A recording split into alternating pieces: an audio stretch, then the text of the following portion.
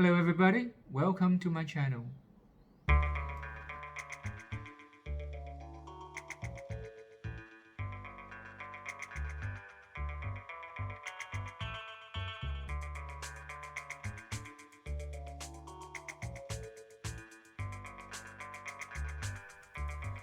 My mother used to tell me, 做什么西人话古贵就跟你讲课，老家凊彩每一地食了屁话。And she's not wrong. But when you're born a sadomasochist in the kitchen like me, sometimes you just seek out all these laborious, difficult tasks that can give you satisfaction beyond description. Making Png Kuey is one such labor. You have to first make the filling, which is lo mai fan, which people already find daunting on its own. And then you have to work with a dough that requires you to knead the dough in near boiling temperature. Now, put these two together, who still wants to make Png Kueh? However, I cannot describe to you the joy laborious task like making Png Kueh gives me in the kitchen. Maybe it's the hours it takes to prepare the filling, or the burning temperature that you feel on your hand as you knead the dough, or the very possible prospect of not doing a good job, getting things wrong, and having to start all over again. But when you do get everything perfectly under control, and when the hours long process is finally finished and you get to taste the product, you will understand what I mean by sheer joy.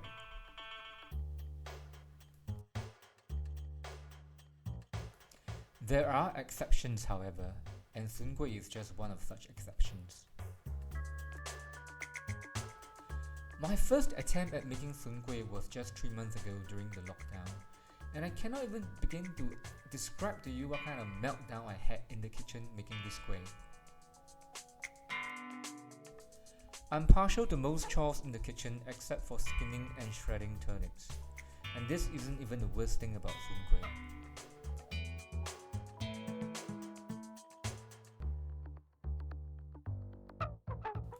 Soon Kueh's dough, although quite similar to Png Kueh's dough, is super disobedient, and it delights in taunting you.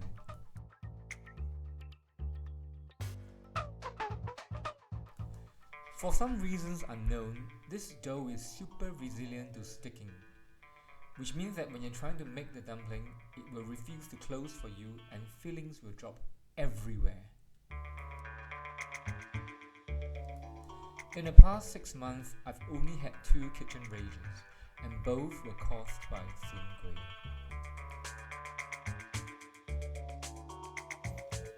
And the great irony is I don't even care for this kueh that much. I mean, it tastes fine, but I would probably be alright if I were never to touch this again in my entire life.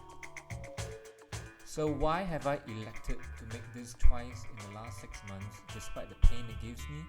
I will never know.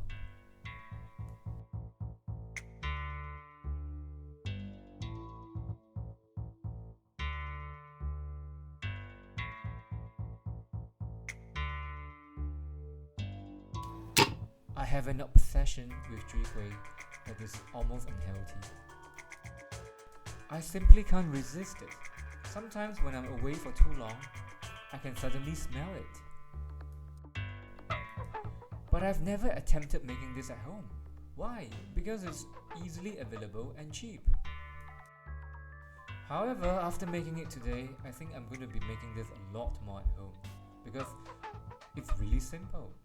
And finally, you can have Chwee Kueh that's not overly oily.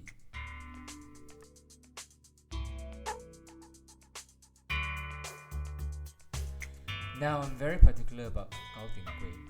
If I don't know that it's good, I would never buy it. And these days, you don't get good ones easily. Because if you want to make it, it will be a major production, and who can really eat a piece of Gao Teen Kueh that size by yourself? And the risk of failure is somewhat high. You will not know whether you succeeded or not until the whole process is over, perhaps 1 hour later.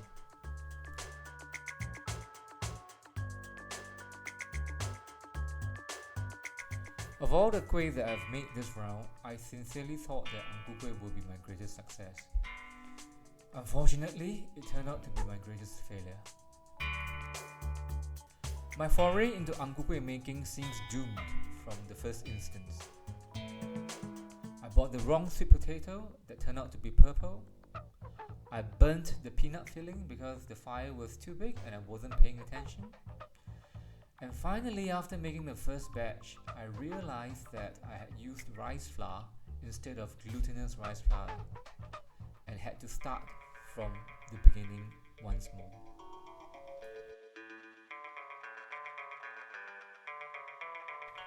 Everything looked great on the second try, and I thought I hit jackpot. Until they came out from the steamer looking perfectly radiant, just to turn hard as bricks 10 minutes on. So essentially, I've ended up with angzeng and not Ku Kueh, and these damn things are only good for throwing at wild dogs trying to attack you while you're having a walk in the park. But there'll be a second attempt soon, I promise all of you, because there is no reason why Cedric Tan cannot make the perfect Ku Kueh. So this is how I'm spending my National Day long weekend, but don't feel bad for me because the kitchen is my S&M dungeon. I hope you're having fun in yours, wherever and whatever that may be.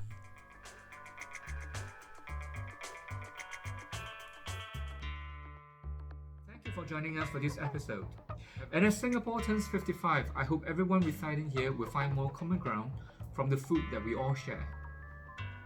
Have a great National Day ahead.